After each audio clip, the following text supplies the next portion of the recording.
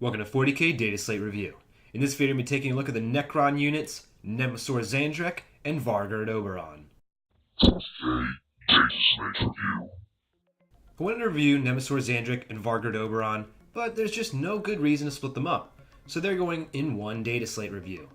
Basically, Nemesor is an overlord and Obyron is a lord, but both are a bit better than their generic counterparts. The models have pretty much the same stats. They move as fast as any other Necron infantry unit, but defensively, they are both pretty durable.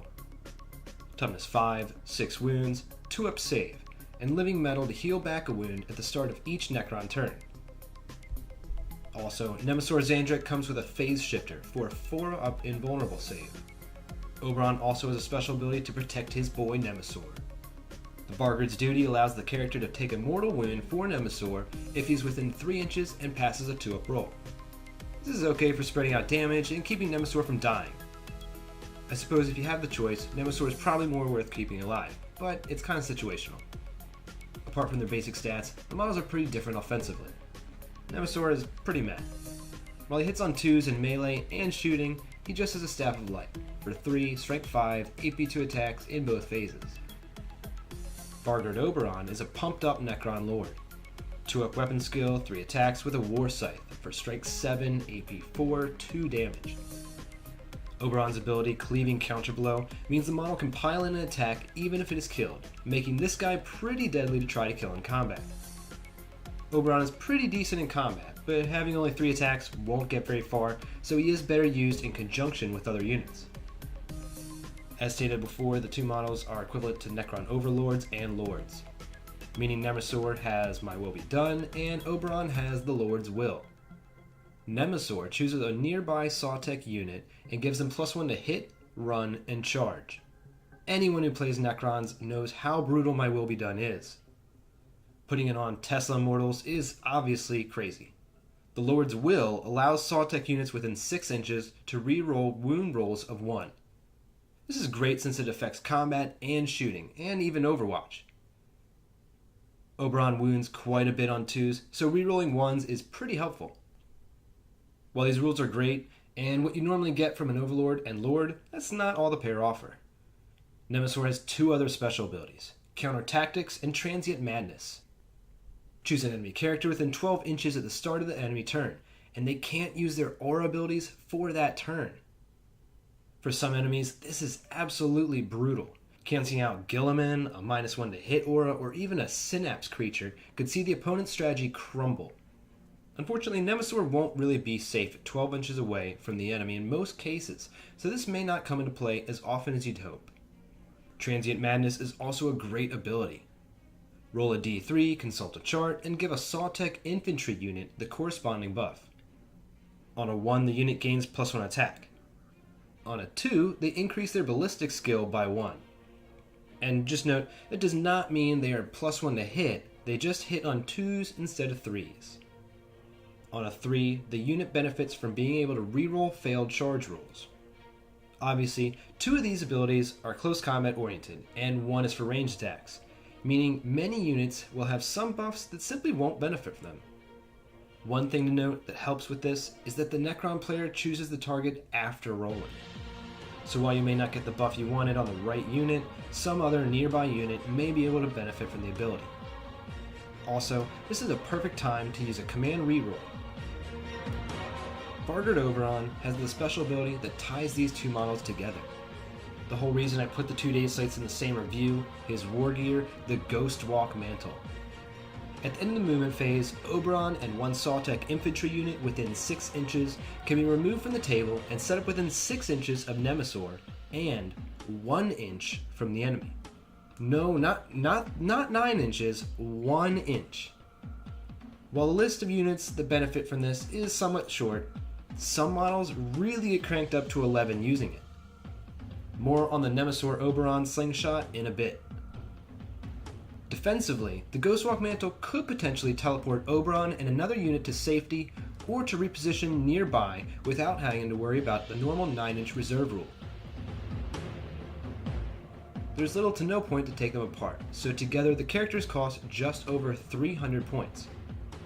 making them cost quite a bit, but remember you are getting the abilities for an Overlord and a Lord, the combat potential of 2 overlords with more durability, a Veil of Darkness on steroids, and some other neat abilities. Obviously, you're getting quite a bit, but you're definitely paying for it. It's important to maximize the character's special abilities to really make use of the models. Obyron's Ghostwalk Mantle is meant to get closer than 9 inches to an enemy, and the units that really benefit from that are obviously melee units. Just as well, since Nemesor's Transient Madness ability has 2 out of 3 results being for close combat units. The abilities only work with Zahndrekh infantry as well, so we got a close combat, Zahndrekh, Necron infantry unit to be the right choice. Necron don't have many choices that hit all these categories though. One of the best units that really works here are the Lich Guard, which is great because they surely need a boost. In this case, you're teleporting Obyron and a unit of Lich Guard, I usually go with War Sights, near Nemesor in order to get within a few inches from an enemy unit. This all means Nemesor has to be closer to the action than Obyron. But they move at the same speed, so how will we pull this off? Unfortunately, it will require another character, one with a Veil of Darkness. Might as well make it a Cryptek to complete your trio of Necron HQs. If you do choose a Cryptek, give them a Canoptic Cloak to not only allow one of the characters to heal D3 wounds instead of 1 with living metal, but the Cryptek will be much more maneuverable to keep up with the unit with Obyron. So, the plan for the Slingshot is to use the Veil of Darkness to teleport your Cryptek and Nemesor 9 inches away from the enemy, and then use the Ghostwalk Mantle to teleport Obyron and his 10 Lich Guard 6 inches away from Nemesor. This will put the Lich Guard roughly 3 inches from the enemy. If you use Nemesor's My Will Be Done on the Lich Guard before doing this, they won't be able to fail as they would have a minimum 3-inch charge. 10 Lich Guard with War Size can do quite a bit of damage. Obyron can charge in with them, giving them 3 extra attacks with all the same stats.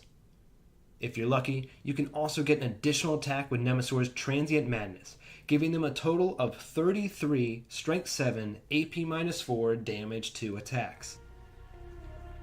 They hit on 2s because of My Will Be Done, and reroll 1s to wound because of the Lord's Will. With the FAQ changing reserves, this combination is even more powerful and unexpected on turn 1. On turn 1, you may only be hitting a screen, so it may be better to wait until you have a chance to open a hole in the chaff with shooting attacks. If you can muster enough damage with Satan powers, you could potentially open the screen in your first movement phase and then teleport the Lich Guard right on in. Like maybe use Deceiver to redeploy a Tesseract Vault, and then use Satan powers to open a hole in the screen, and then send the Lich Guard into it. Pretty awesome. Lich Guard aren't the only unit that work with the Nemesor Obyron Slingshot, but they are probably the best offensively. Flayed ones act much the same as Lich Guard, and they would actually do quite a number on the enemy by engaging multiple enemies. Warriors, Immortals, and Deathmarks all potentially work, but are really just as well served by a Veil of Darkness. I suppose Oricon the Diviner could even go while in Empowered mode, which could be kinda neat. If you really want to be a crazy person though, maybe instead of a Cryptek with a Veil, you take an Overlord with a Veil. Then, you teleport another Overlord with Obyron to have some pretty devastating close combat attacks. Give the 2 generic Overlords Void Sides. As far as stratagems go, there are a few to make note of. Obyron can use both Disruption Fields and Entropic Strike to some success. The former giving Obyron Strength 8, the latter lets the first close combat attack ignore invulnerable saves. Disruption Fields is often better left to the unit of Lich Guard or Flayed Ones though. The most important stratagem to remember is Resurrection Protocols. When Nemesor or Obyron are killed, they can use the stratagem to come back to life with 1 wound on a 4-up. Save a command reroll for this ability, it's definitely worth it. Using the Vargard's Duty to take wounds for Nemesor can not only spread out damage, but Resurrection Protocols can only be used on a character once per game. So if Nemesor has already used the ability, Obyron can take the death for his friend and try to resurrect. If you did take the double Overlords with Void Sides in your Slingshot, saving command points for Resurrection Protocols here will be very annoying for the opponent. When facing this combination, be extremely careful not only how you screen, but where you take models from, especially from Satan powers. Be sure not to leave any gaps for the Lich Guard to teleport in. If you have a stratagem or ability like Auspex Scan that can fire at units deploying near them, target Nemesor if possible, and if you somehow take him out, the whole strategy falls apart. Nemesor Zahndrekh and Vargard Obyron together receive a 4 out of 5. They are a bit specific with what models they work with, but they really enhance those units. What do you think of these two Necron characters? What other dataslates would you like to see reviewed on the channel? Let me know your thoughts, questions, and answers in the comments below, and thanks for watching.